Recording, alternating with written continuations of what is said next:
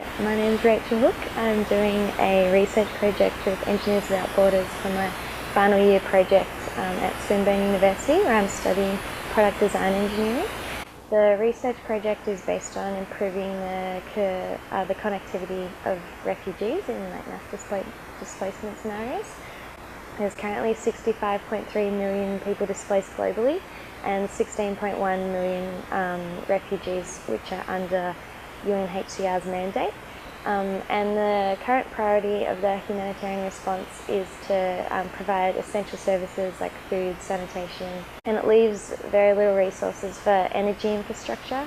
Electricity in particular is really limited for refugees, so they usually use grid connection or diesel generators when they're available, but they both have drawbacks. So diesel is obviously a fossil fuel and negatively impacts the environment, and grid connection is usually really expensive if you want to extend the grid, and it also can create really negative sort of tensions between host populations and refugees, because 86% of refugees are hosted by developing countries. So when they're extending the grid and offering resources to refugees that people in the host country don't have, it creates a lot of hostility. Basically the aim of the project is to improve the connectivity of refugees by ensuring they have a way to charge their mobile phones. And the goal is to develop an easy-to-use portable mobile phone charging system that can be used for mass displacement. Part of the project I had to look at if refugees really were mobile users or not, because I think it's a common misconception that they don't really have technology.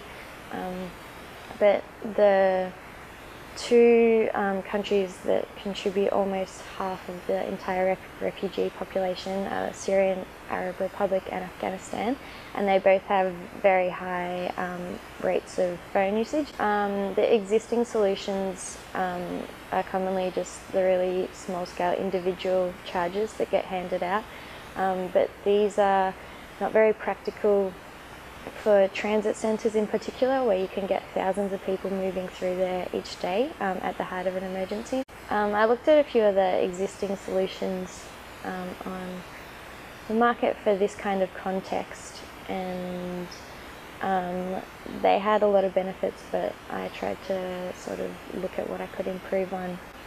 Another common issue is that it's a really small unit and there's not space to sort of crowd around, so people end up being really overcrowded and irritated, and it hasn't really been designed with the user in mind. So the general system is going to be powered by solar panels, but also have the option to be connected to grid power or a generator when that's available, which makes it a much more reliable system.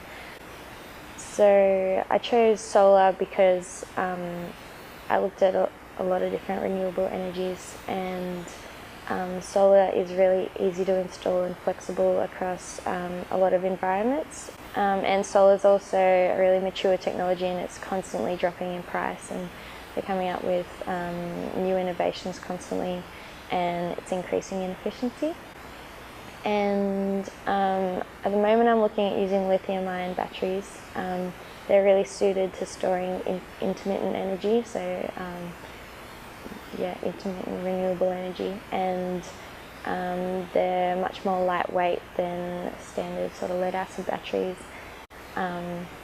And my main focuses are the transportation and its portability, and then being able to really easily and quickly assemble it on site, make sure it's robust enough for the environment.